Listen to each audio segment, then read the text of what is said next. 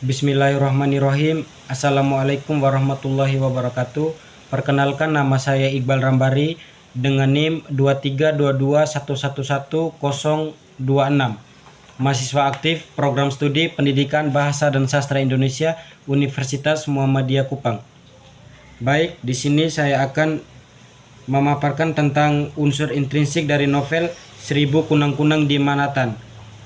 Sebelum saya mengulas tentang unsur intrinsiknya, terlebih dahulu saya akan membacakan secara singkat tentang sinopsis dari novel tersebut. Pada suatu malam di Manhattan, Marno dan Jane duduk berdampingan di sofa, menikmati minuman. Marno dengan Scott dan James dengan martini. Keduanya memandangi bulan dan lampu kota, lalu mulai berbincang ringan tentang warna bulan. Jane mulai berbincang ringan tentang warna bulan. Jane bersikeras bahwa warnanya ungu, sedangkan Marno yakin kuning keemasan. Percakapan bergeser ke isu masa lalu. Jane mengenang suaminya, Tommy, dan bertanya tentang Alaska, sedangkan Marno, meski belum pernah ke sana, mencoba menjelaskan kondisi iklim di sana. Jane tampak larut dalam kenangan dan agak gelisah, sementara Marno mulai teringat kampung halamannya.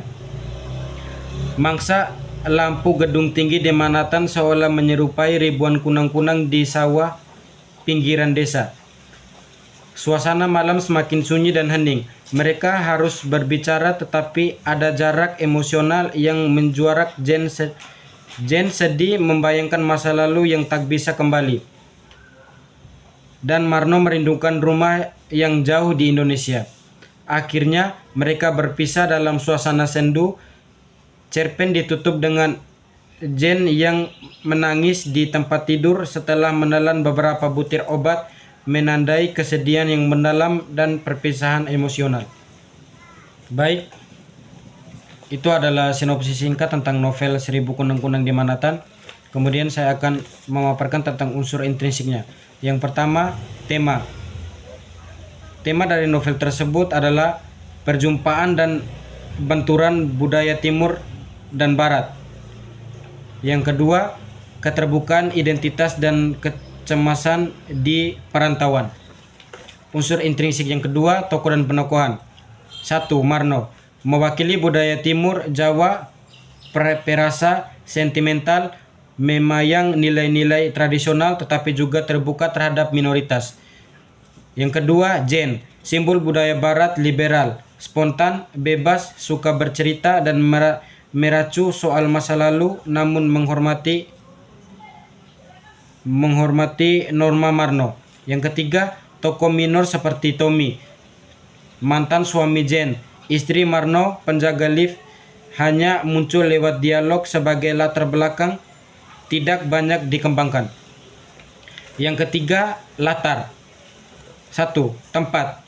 Manhattan, New York. Dikontraskan dengan dunia rural, diingatkan warna sebagai kunang-kunang di desa. 2. Waktu. Malam hari yang sunyi dan sepi, menciptakan suasana kontemplatif dan melankolis. Yang ketiga, suasana hening, sedih, melankolis, dipenuhi dialog panjang, kesadaran akan jarak fisik dan emosional antara dua budaya. Unsur intrinsik yang keempat, alur.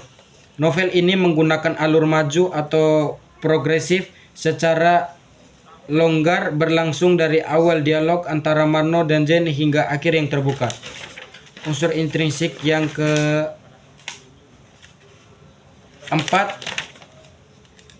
yang kelima adalah sudut pandang.